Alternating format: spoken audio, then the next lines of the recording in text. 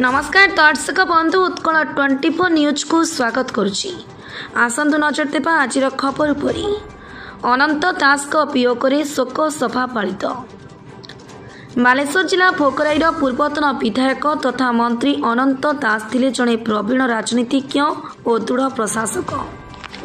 तांकर अवर्तमान बिजु जनता दल में अपूरणीय क्षति होईछि बोली बीजेडी पक्षरु आयोजित एक शोक सभा पूर्वतन सांसद रवींद्र कुमार जेना प्रकाश करिसेंति। शिल्प उच्च शिक्षा विभाग मंत्री थिबा बेले से अनेक उन्नयनमूलक कार्य करि जाइछंती बोली श्री जेना कहिथिले।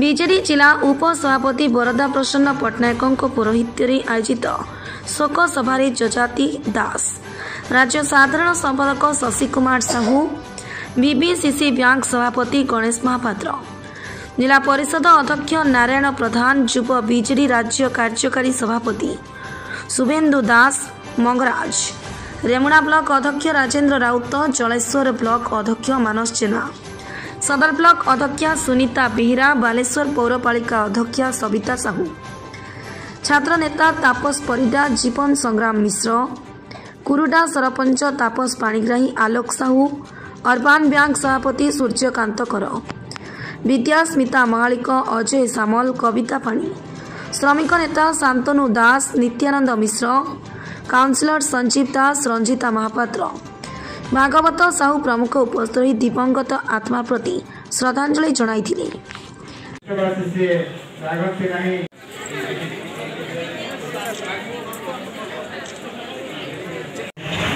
जगन्नाथ परिपथ प्रार्थना करी अनंत बाबूर अमर आत्मा सद्गति हो जो भी था कहीं आत्मा शांति थाऊ। प्रभु जगन्नाथ आम मान समस्त को परिवार वर्ग को बंधु बांधव को समस्त को साहस दिंतु जीवन ये अपूरणीय क्षति को सह्य करने। बंधुगण हिंदू धर्म में आम विश्वास करता ये जगत को आसवा और ये जगत को जीवा ये भगवान को द्वारा स्थिर होता है।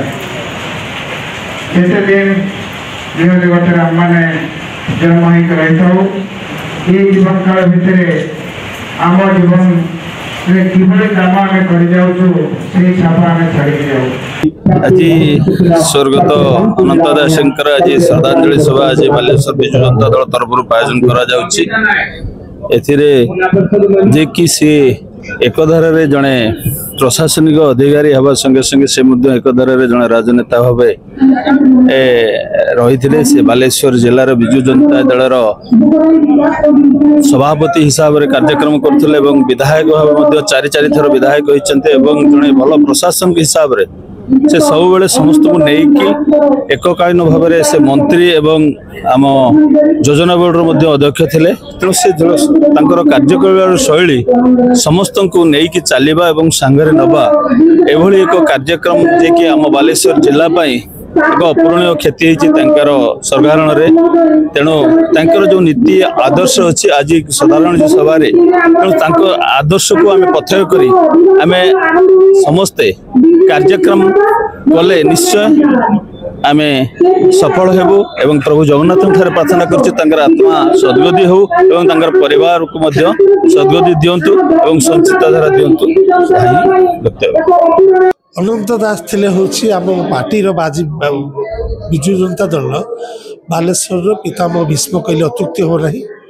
आज देहांत होइछि। आज श्रद्धांजलि सभा ये सभा अमर आत्मा केमी सद्गति हम जगन्नाथ महाप्रभु ताको परिवार को केमी आशीर्वाद करेंगे से आम श्रद्धांजलि सभार आयोजन करूँ।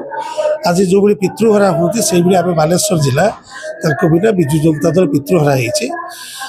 तापर हूँ से आज आरके जेना सार हूँ अन्य मैंने हूँ समस्त को लगुला गोटे पितामह भीष्म अच्छा आम पिता अच्छा पितृहरा आम हो बहुत दुख आमर अच्छी आईटा तो जगन्नाथ महाप्रभुर आशीर्वाद परिवार को आउे रू भगवान तो नीति जी जन्म होती तार मृत्यु निश्चय हम मृत्यु होती परिवार को सब घट घोड़े रखते। आज स्वर्गत अनंत दास उद्देश्य श्रद्धांजलि सभा आयोजन कराई। बालेश्वर जिलार बहु वरिष्ठ नेतृवृंद उपस्थित अच्छा। अनंत जीवन काल आम समस्त एक शिक्षणीय विषय। से चाकरी जीवन हो राजनीतिक जीवन हो से जीवन जाक लोक सेवा कर चारि थर भोगराई माटर विधायक विजु जनता दल जिला सभापति ओडिशा सरकार मान्यवर मंत्री हिसाब से कार्य कर बहुत दक्षता रही। आम प्रभु जगन्नाथ निकट प्रार्थना कर सदगति हो अनंत चलापथ को आम समस्त अनुसरण कर निजे निजे इम्प्लीमेंट कर प्रति सब बड़ श्रद्धांजलि। निश्चित रूप से स्वर्गत अंत दास वियोग आज बालेश्वर जिले में एक अपूरणीय क्षति घटी। केवल सामाजिक स्तर नुहे राजनीतिक स्तर नुहे शिक्षा क्षेत्र में सी आमर गुरुजन थिले।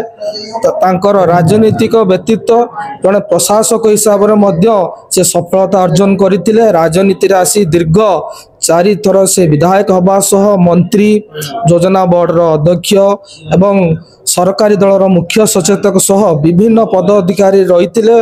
विजु जनता दलर 3 थर जिला सभापति भाव मनोनीत होते। जड़े दृढ़ संगठक जड़े भद्र मनीष अमायिक व्यक्तित्व को आज आम हरइचु। आज तांकरी विषय स्मृतिचारण हो। बालेश्वर नित्यानंद मिश्र रिपोर्ट उत्कल 24 न्यूज।